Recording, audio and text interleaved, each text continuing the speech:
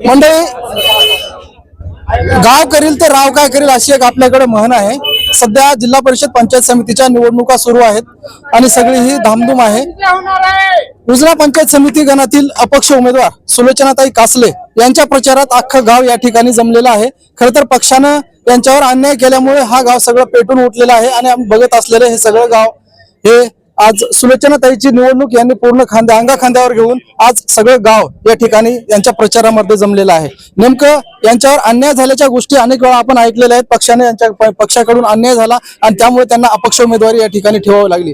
काय वाटतं, ह्या निवडणुकीमध्ये सगळं गाव या ठिकाणी जमलेलं आहे आणि खरंच ही अंगाखांद्यावर निवडणूक घेतलेली आहे? हो, आमच्या खंडाळी पंचायत समिती गट, उजना पंचायत समिती गट खंडाळी सर्कल मधून आम्ही या गणातून अशोकरावजी कासले यांना बहुमतानं निवडून आणण्याचा सर्व गावकरी आणि या मतदारसंघाने विचार केलेला आहे। त्यामध्ये काही उमेदवाराला वाटू लागलेला आहे की पक्षाचं सहकार्य आणि वातावरण बघून आम्ही बहुमतानं विजयी होताल असं वाटत असेल तर तो गैरसमज आहे।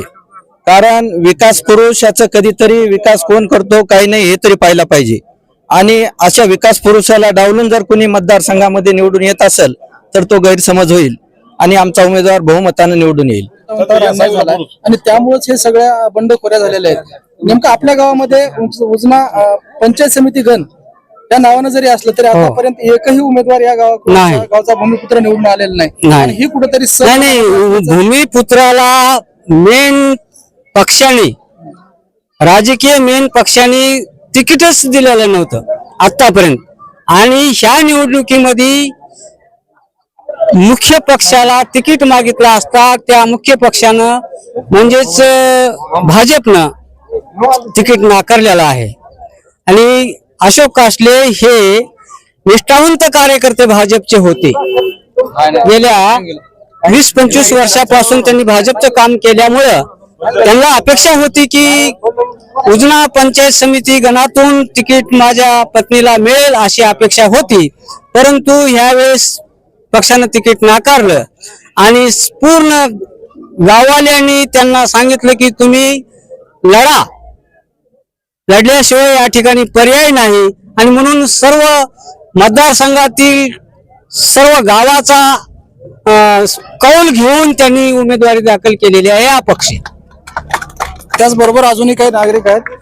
गावचा भूमिपुत्र आणि ग्रामपंचायतचे सगळा कारभारचा एवढा मोठा सगळा अनुभव असताना देखील पक्षाने यांना नाकारलं, काय कारण असू शकते? आम्ही खूप प्रयत्न केला तिकीट मागण्यासाठी पण आम्हाला डावलले गेलं। मी सांगवीचा आहे रहिवासी, माझे सरपंच आहे। 2 वेळेस सहकार्य करून टोटल गावानं सहकार्य उजना गावानं सांगवीला 2 मेंबर दिले, उजण्यावर अन्याय होतोय। त्यामुळे आम्ही अशोकराव कासले यांना निवडून द्यावा ह्या भावनेने आम्ही फिरायला त्यांच्या पाठीशी। खरंच या ठिकाणी आपला सर्वांचा निश्चय झालाय का?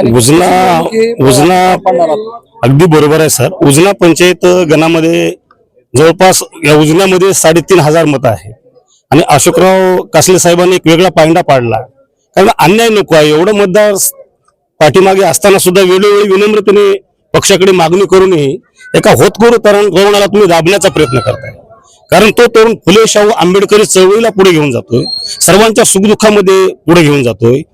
बरं, नवीनच निवडणूक लढवली असंही नाही, तरुण तडफदार युवकाचं प्रेरणास्थान असल्या कारणानं ही निवडणूक सगळी तरुणांनी, सगळ्या आंबेडकरी विचारांच्या लोकांनी, बुद्ध फुले शाहू बाबासाहेब शिवाजी महाराज हे आमचं गाव हे आदर्श असं गाव आहे, सगळे आम्ही एकोप्याने राहतो। तेव्हा त्यांना लोकांनी सांगितलं की साहेब तुम्ही निवडणूक आता हातात घेतल्याशिवाय पर्याय नाही, कारण जनतेचा विकास महत्वाचा, पक्ष कोणता आहे आता स्पष्ट झालेला आहे आणि बीजेपी जर ऐकत नसेल, पक्ष जर ऐकत नसेल तर शेवटी नाईलाज असतो। त्यांनी ही निवडणूक लढण्याचा संकल्प केलेला आहे, सर्व जनता त्यांच्या पाठीमागे आहे आणि निश्चितच ते निवडणूक निवडून येतील अशी तमाम या उजना पंचायत गणातील लोकांची अपेक्षा आहे। काय वाटतं, ही सगळी निवडणूक आपण सगळ्या गावकऱ्यांनी अंगाखांद्यावर घेतली, आता ही उमेदवारी जे तुम्ही गावकऱ्यांनी मिळून दिलेली आहे ती कशी पार पाडणार आहात आणि निवडणूक कशी लढवणार आहात?